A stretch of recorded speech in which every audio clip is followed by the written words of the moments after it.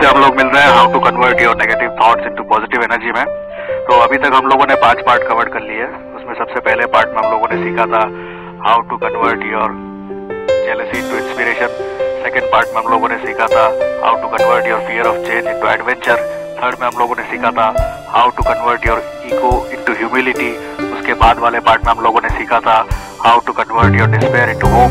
उसके बाद हमने सीखा था how to convert your impatience into patience. और आज का जो छठा पार्ट है उसमें हम लोग सीखेंगे how to convert your intolerance into tolerance.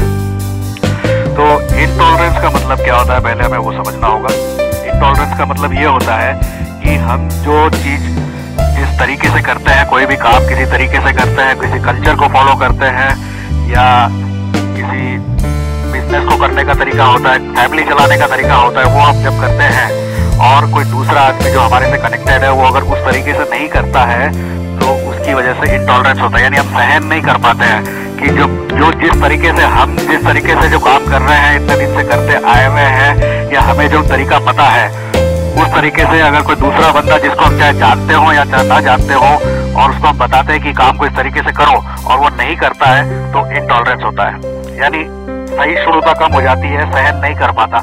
वो काम कुछ भी हो सकता है, खाना खाने का स्टाइल हो सकता है, डिफरेंट टाइप की क्विजीन्स हो सकती है, आपकी वेशभूषा हो सकती है, आपके कल्चर हो सकते हैं, कुछ भी हो सकता है। तो ये तो क्लियर है हमें कि अगर हम किसी काम को करने का एक तरीका हमें पता है और उस तरीके से बताए हुए तरीके से अगर दूसरा आदमी वो काम नहीं करता है तो उसको इंटॉलरेंस होता है।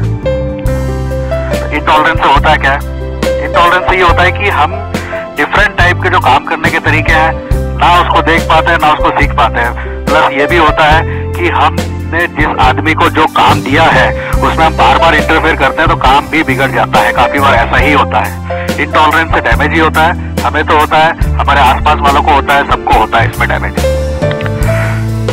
तो इनटॉलरेंस ये तो क्लियर हो गया। अभी इसको एक एग्जांपल से मैं आपको समझाता हूँ, अभी और क्लियर हो जाएगा आपको।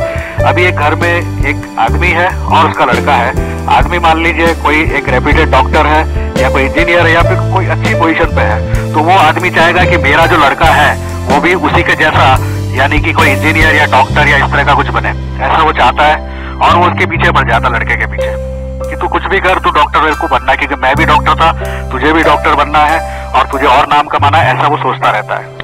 तो इससे क्या होता है, हो सकता है वो लड़का किसी और चीज में अच्छा हो, उसका टैलेंट अच्छा हो, सिंगिंग में हो सकता है, राइटिंग में हो सकता है, कोई दूसरे फील्ड में हो सकता है, कोई टेक्नोलॉजिकल फील्ड में हो सकता है, साइंटिस्ट भी बन सकता है। लेकिन जैसे जैसे उसको हम करते हैं ना, उसके पिताजी उसको बोलेंगे देखो डॉक्टर बनना है, ये सब छोड़, वो सब छोड़, तू उसको डॉक्टर ही बनना है, मतलब टॉलरेट नहीं कर पा रहा वो आदमी उसको।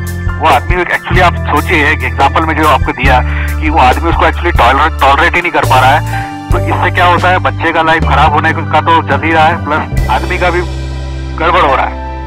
तो इस तरह से करने से क्या होता है, ये सब गड़बड़ होता है। ये तो ये गड़बड़ को दूर करने के लिए मैं आपको सबसे अच्छा एग्जांपल और भी कॉमन सेंस में दे। तो आपने कहावत सुनी होगी कि ये मुसीबत के वक्त गधे को भी बाप बनाना पड़ता है। आपने अच्छे से सुना होगा, भारत में काफी जगह सुना होगा। तो आप यूं समझिए कि आपके अलावा बाकी सब लोग गधे हैं। ये तो सोच ही सकते हैं ना, बहुत आसान है सोचना। ये तो बहुत आसानी से सब समझ सकते हैं कि मैं सबसे समझदार हूँ, बाकी सब गधे हैं, गधे को काम करने दो, कभी भी किसी को बाप बनाना पड़ सकता है। तो ये इस तरह से भी आप सोच सकते हैं।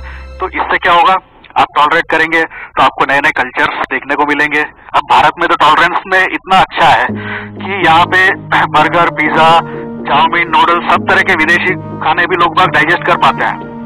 लेकिन जो बड़ी बड़ी कंट्रीज, जो डेवलप्ड कंट्रीज है, अमेरिका में अगर पानी पूरी भी खिला देंगे तो उनको डाइजेस्ट ही नहीं हो पाता, उनका पेट ऐसा खराब हो जाता है कि डॉक्टर ही उसको ठीक नहीं कर पाता है। तो ये एक भारत की विशेषता है।